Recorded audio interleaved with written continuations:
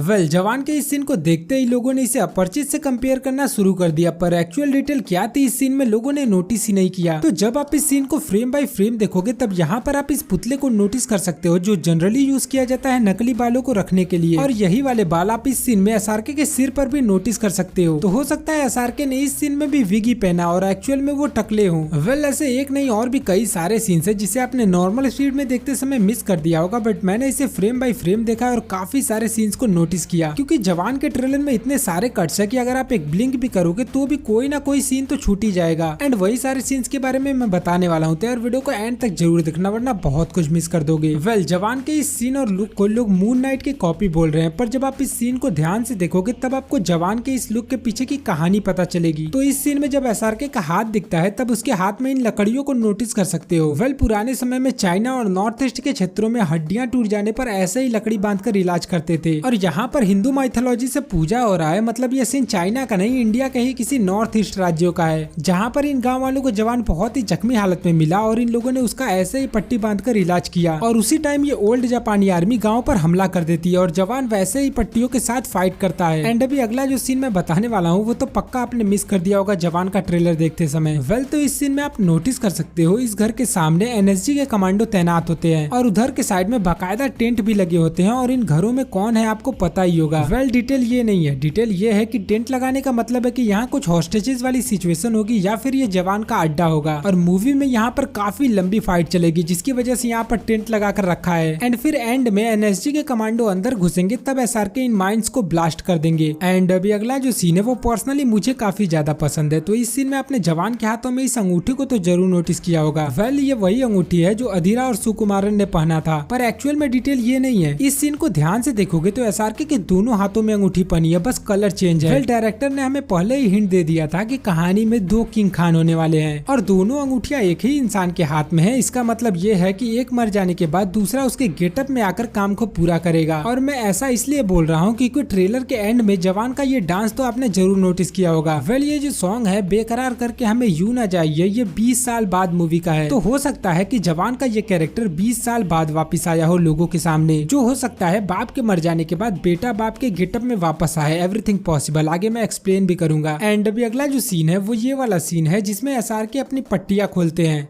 Well मुझे पता है आप लोगों ने ये सीन देखा है, पर मैं गारंटी के साथ बोल सकता हूँ आप लोगों ने इसे गलत तरीके से देखा होगा। तो सबको यही लगता है कि ये मेट्रो के पास का ही सीन है, पर एक्चुअली में ये सीन जेल का है। पीछे इन सीन्स को नोटिस कर सकते हो, ये किसी मेट्रो के बाहर का सीन नहीं है बल्कि ये जेल का सीन है। तो ये जो पट्टी खोलने वाला सीन है ये जेल में होगा, ना कि मेट्रो के सामने। एंड अभी अगला जो सीन है वो ये वाला सीन है जिसमें कोई बच्चा किसी औरत को प्रॉमिस करता है। वेल ये एसआरके और उसकी माँ ही होंगी। तो इसी सीन में जब आप नोटिस करोगे तो प्रॉमिस करते समय पीछे मोमबत्ती बुझ जाती है, जिसका मतलब हो सकता है कि उसी समय एसआरके की माँ मर गई हो या फिर इस वादे को पूरा करने में एसआरके मरने वाला हो। वेल ऐसा ही प्रॉमिस सीन हमें इस वाले सीन में भी दिखा था, जो हो सकता है एसआरके के पिता का हो। एंड अभी अगला जो सीन है वो ये वाला सीन है जिसमें दीपिका कुश्ती करती है। वेल अगर आपने नोटिस किया होगा तो दीपिका के एक्शन एसआरके से काफी मिलते जुलते हैं। जैसे इस सीन में दीपिका जैसे अपने हाथों को मूव करती है, एसआरके भी वैसे ही इस सीन में अपने हाथों को मूव करते हैं, और जिस तरीके से दीपिका इस बंदे को मारती है जस्ट उसके बाद वाले सीन में एसआरके भी वैसे ही इस बंदे को मारते हैं। और एसआरके के सिर का ये टैटू तो आपने जरूर नोटिस किया होगा जिसका पहला वर्ड है माँ। तो इससे इतना तो क्लियर हो जाता है कि दीपिका एसआरके की पत्नी और माँ दोनों के रोल में होंगी। मतलब एक एसआरके की पत्नी होगी और दूसरे की माँ। पर यहाँ पर कंफ्यूज करने वाली बात है कि बुढ़ा एसआरके ने माँ लिखा है, तो एक्चुअली में सीन कुछ ऐसा होगा कि बाप के मर जाने के बाद बेटा बाप का गेटअप लेकर ये मेट्रो हाईजैक और बाकी सारे कांड करेगा। एंड अभी अगला जो सीन है वो ये वाला सीन है जिसमें ये सभी लोग अपने चेहरे पर बिल्कुल जवान जैसा पट्टी बांधकर इधर उधर भाग रहे थे। तब वहाँ पर आप नोटिस कर सकते हो एक कबूतर उड़ता हुआ दिखता है, और यही कबूतर हमें जवान के अनाउंसमेंट वीडियो में भी देखने को मिला था, जिसका ये मतलब है कि इन सभी के चेहरे पर जवान जैसी पट्टी इसलिए बांधी है ताकि एसआरके भी आसानी से यहाँ से निकल सके, और वो निकल भी जाते हैं तभी ये कबूतर उड़ जाता है। एंड इसी सीन के इस बोर्ड पर आप नारी शक्ति लिखा हुआ नोटिस कर सकते हो। वेल ये फोर्स एडो कर रहा था जवान के वुमेन आर्मी को, जो हमें ट्रेलर में बहुत सारी जगह पर दिखे थे, जैसे इस वाले सीन में, इस वाले सीन में और मेट्रो वाले सीन में हर जगह वुमेन सी वुमेन्स दिखती है, जिससे ये तो अंदाजा लग जाता है कि ये पूरी मूवी की स्टोरी वुमेन पावर के अराउंड होगी। एंड अभी अगला जो सीन है वो ये वाला सीन है जिसमें ये कोई पर्सन अपने शरीर पर बम बांधे खड़ा होता है, पर उसका चेहरा नहीं दिखता। लेकिन अगले ही सीन में आप इस लड़की को नोटिस कर सकते हो जिसने सेम बॉम्ब जैकेट पहना होता है, जिससे ये तो क्लियर हो जाता है कि अपने मिशन के लिए जवान की वुमेन्स आर्मी कुछ भी करने को तैयार है। वैसे ये मेट्रो वाला सीन मुंबई का ही है, क्योंकि इस सीन में आप घाटकोपर लिखा हुआ नोटिस कर सकते हो। तो अभी मैंने जितने भी सीन्स बताए इन सभी सीन से एक जबरदस्त फैन थ्योरी सामने निकल कर आती है कि एसआरके के पिता एक आर्मी मैन थे जिनका किसी मिशन में मौत हो जाता है, इसलिए यहाँ पर आप इन शहीद जवानों को भी नोटिस कर सकते हो। पर एक्चुअल में वो मरे नहीं थे, पूरी तरीके से जले हुए इन गाँव वालों को मिलते हैं जो इनका इलाज करते हैं और यहीं पर वो किसी को वचन भी देते हैं। ये वाला सीन मुझे कंफ्यूज करता है। और इसके बाद किसी वुमेन जेल में एसआरके का जन्म होता है और वो एक पुलिस मैन बनता है, पर आगे चलकर अपने माँ के वादे को पूरा करने के लिए अपने पिता के गेटअप में हाईजैकिंग और बाकी सारे कांड करता है। तो ये मेरी थ्योरी और कुछ डिटेल्स रहे। अगर आपकी भी कोई थ्योरी है इस मूवी से रिलेटेड तो आप लोग मुझे कमेंट करके बता सकते हो। अगर मुझे पसंद आया तो मैं आप लोग का कमेंट जरूर से जरूर पिन करूंगा। और हाँ, अगर कोई डिटेल हो जो मैंने मिस कर दिया है तो वो भी कमेंट करके बता सकते हो। बाकी हाँ, वीडियो पसंद आए तो वीडियो को लाइक भी कर सकते हो। अगर चैनल पर नए हो चैनल को सब्सक्राइब भी कर सकते हो, किसी के लिए मैं मना नहीं करूंगा। एंड